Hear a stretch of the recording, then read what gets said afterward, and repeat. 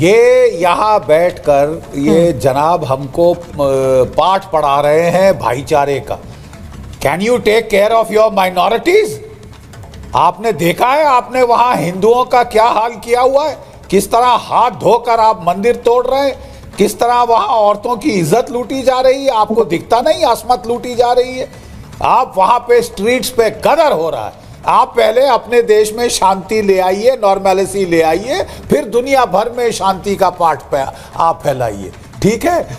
आपके जब हसीना वाजेद आपके यहाँ थी सन 2015 में, पाकिस्तान का जो पर कैपिटा जीडीपी था बांग्लादेश ने ओवरटेक कर लिया था।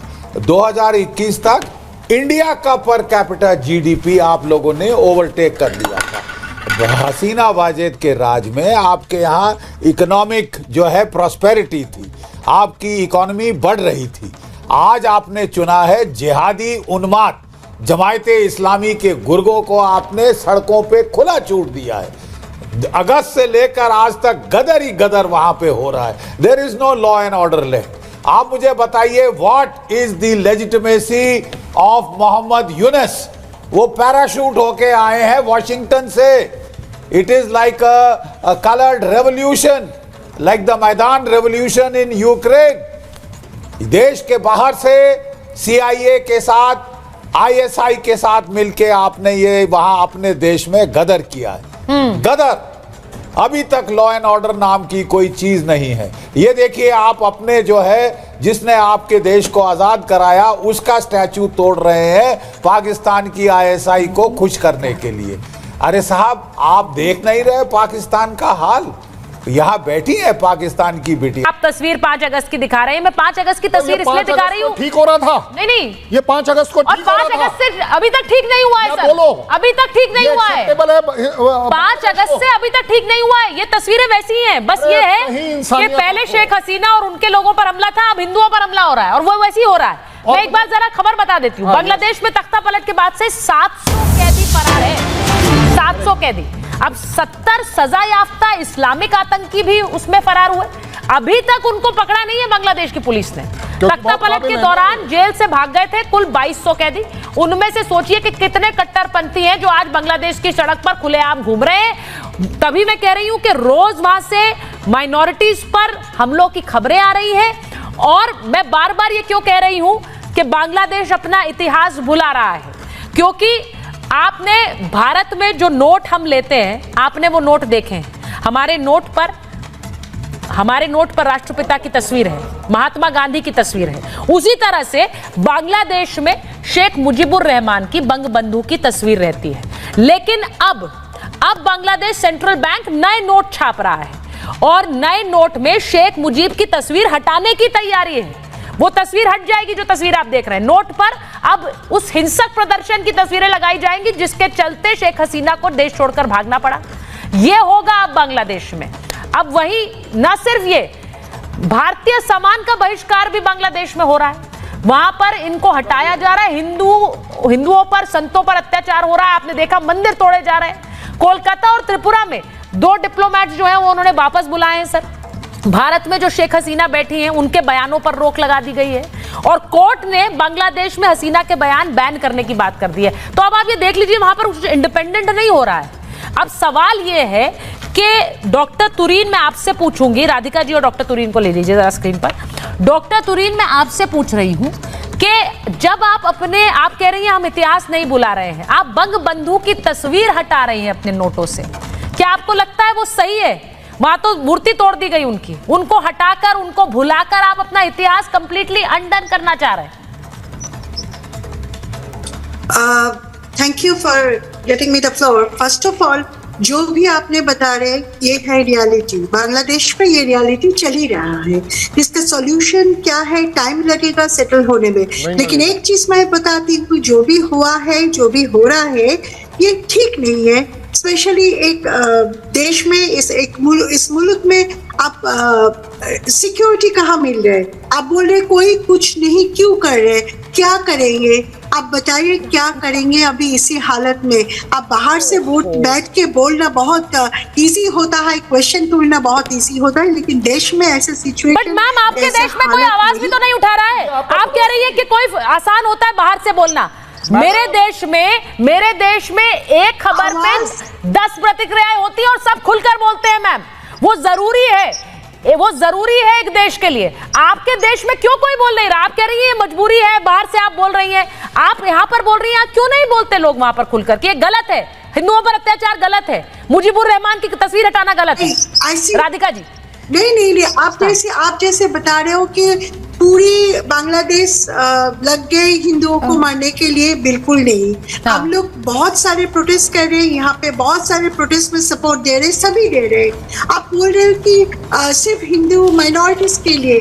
आपको पता है कि 5 अगस्त को मेरा बाल कटवा दिया था ये इस्लामिस्ट ने, तो क्या है, किसने भारत पे इफेक्ट करता है? बिल्कुल, मैंने वही कहा था, जो बांग्लादेश में हो रहा है उससे भारत में इफेक्ट होता है।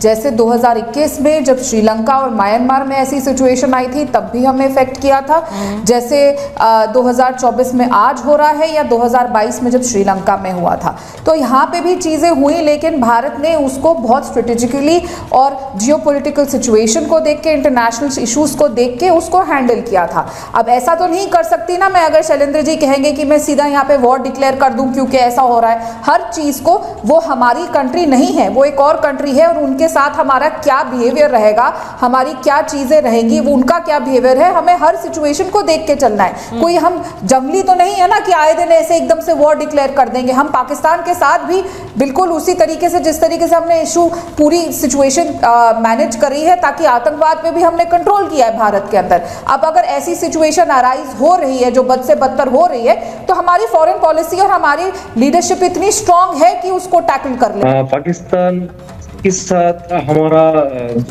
1971 में जो फाइट हुआ था, उसके दौरान हम लोग आज़ाद हुए, बांग्लादेश बने। तो अभी पाकिस्तान हम लोगों को वीज़ा फ्री कर दिया, बांग्लादेश में पाकिस्तान का वीज़ा फ्री कर दिया। इसका मतलब ये नहीं है हम पिछले जो हुए वो भूल गए। हमारे बांग्लादेश की गणतंत्र में जो स्ट्रेटेजी है वो ये है, सभी हमारा मित्र है, कोई भी हमारा दुश्मन नहीं है, सब आपके मित्र हैं। मुल्क है दुनिया में, अच्छा, दुनिया के सारे मुल्क आपके मित्र हैं, दुनिया के सारे मुल्क आपके साथ जुड़े हुए हैं, ये कह रहे हैं इमदाद। वो कह रहे हैं कि सारे दुनिया के मुल्क हमारे मित्र हैं।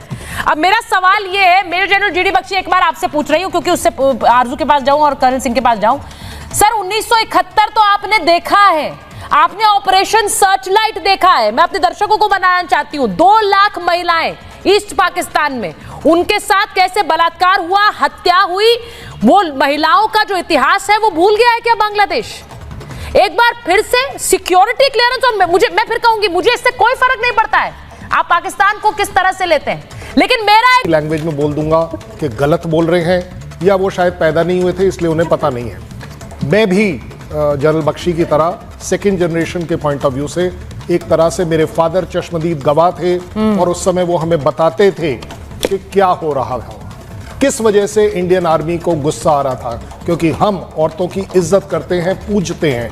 और वहां जो देखने को मिला, बंकर्स के अंदर औरतों को रखा हुआ था। उन औरतों को वो इस्तेमाल कर रहे थे, उनके कपड़े निकाल कर के सामने कर दिया जाए, जिससे इंडियन आर्मी उनके ऊपर फायर ना करे। इस तरह की शर्मनाक घटना को एक तरीके से हमने, इंडिया का सपोर्ट था पूरी तरह कि बांग्लादेश आज़ाद होना चाहिए। क्योंकि अगर ये श्रीमान जी सही कह रहे हैं कि बहुत अच्छे रिलेशन थे, तो मुझे एक बात बताइए, ये आपके यहाँ पर पहली बार एक कमर्शियल शिप क्यों आई है 40 साल बाद? 40 साल से रिलेशन अच्छे थे, कोई बात नहीं। 25,000 टन आप शुगर ले रहे हैं जो अगले महीने तक आपके पास पहुंचेगी, पिछले 20 साल में क्यों नहीं ली? भाई शुगर तो बड़ी अच्छी चीज है आपके लिए, अगर आपको लगता है, क्यों नहीं ली आपने? उससे भी एक और स्टेप आगे जाऊंगा। आज सवेरे, क्योंकि अब मैं आपको प्रूव कर रहा हूं कि किस तरीके से आप पाकिस्तान के नजदीक नहीं जा रहे हैं, कुछ और कर रहे हो। आज सवेरे आपकी जो बॉर्डर फोर्स है बांग्लादेश की, वो नदी क्रॉस कर हमारे यहाँ मंदिर जो बन रहा था उसका गेट रोकने के लिए क्यों आई थी? वो रिजॉल्व हो गया, वो अलग बात है। बट ये कैसे हो सकता है? कि आप एक बॉर्डर क्रॉस कर अस्सलाम वालेकुम दोस्तों। तो भारत समझ रहा है कि भाई उनका जो खेल है वो भारत को समझ आ गया कि वो अब ख़त्म हुआ, अख्ताम पज़ीर हुआ। जब तक 1971 से लेकर आज तक पाकिस्तान के रिलेशंस अच्छे नहीं होने दिए। जब आज हम उस लेवल को देखते हैं और निचले लेवल तक हम देखते हैं तो लोग जो हैं वो पाकिस्तान का साथ चाहते हैं एंड पाकिस्तान के साथ अच्छी दोस्ती बनाना चाहते हैं। बट भारत को कहीं ना कहीं बहुत ज़्यादा बल्कि इस चीज़ की परेशानी रहती है कि कैसे पाकिस्तान के साथ रिलेशंस अच्छे हो सकते हैं। एंड देखा आपने जिस तरह से उनके जो एनालिस्ट हैं वो उनको किस तरह से मतलब जीडी बख्शी साहब कह रहे हैं कि हमें पाठ ना बताओ पढ़ाओ। भाई वो पाठ जो आपको उन्होंने पढ़ाना था ना वो पहले पढ़ चुके हैं। हसीना शेख वाजिद जो पपेट हुकूमत चली गई है उसके बाद उन्होंने ये सारे पाठ पढ़ लिए हुए हैं। अब आपका पाठ जो है ना वो आप उनको मत पढ़ाएं क्योंकि अब आपके हाथ से बांग्लादेश निकल गया। पहले एक लास्ट बांग्लादेशी था आपके नेबर कंट्री में जो रहता था आपके हाथ में, वो चला गया। वीडियो अच्छी लगी लाइक करें, शेयर करें, अपनी राय का इज़हार कमेंट बॉक्स में ज़रूर करें। नेक्स्ट वीडियो मिलती इजाज़त जी, अल्लाह हाफिज़।